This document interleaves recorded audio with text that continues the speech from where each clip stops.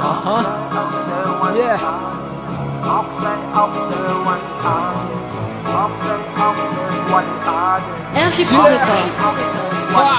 AOK'izay miaky sy ny fanaparana herisandry sy ny fanabanina samy malagasy AOK'izay miaky zay niteraka fisarambazana iray vatsingery iaina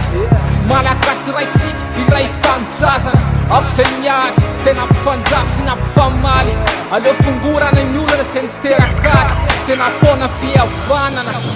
AOK'izay ny fifandrafezana zay natokany fifangatiavana ho arafesana ka niteraka fifandonana matetika ankafona tanteraka ny fifandraisan-tanana zay nampirindra ny tanàna AOK'izay ny fitiavatena sy ny fanambona-karena AOK'izay ny fanambonana tena sy ny fiavonavonana mba tsy sy fanavakavana hoe misy olana-kialatolana fampamfihodirana AOK'izay ny fankalana AOK'izay ny fifanavakavana AOK'izay ny fifanenjehana AOK'izay ny fanaovana herisetra AOK'izay ny fankalana AOK'izay ny fifanavakavana AOK'izay ny fifanenjehana AOK'izay ny fanaovana herisetra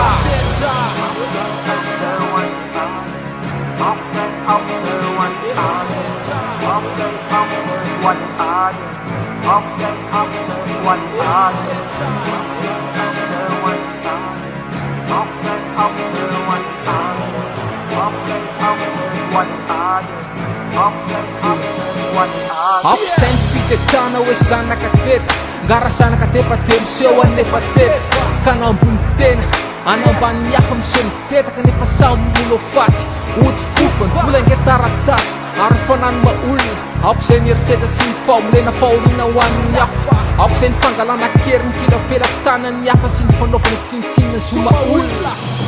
AOK'izay ny fanafenana kibaya kelika sy ny lolo-poralahy fandao ifandray tanana iomina mba ampilamina fiarahamonina ampitsatra ny teny ratsy ny mononmonina andao foanana treo ny fankalana fandao mpanjakaina treo ny fifandraisan-tanana satria ny malagasy iray ihany iray tanjazana AOK'izay ny fankalana AOK'izay ny fifanavakavana AOK'izay ny fifanenjehana AOK'izay ny fanaovana herisetra AOK'izay ny fankalana AOK'izay ny fifanavakavana AOK'izay ny fifanenjehana AOK'izay ny fanaovana herisetra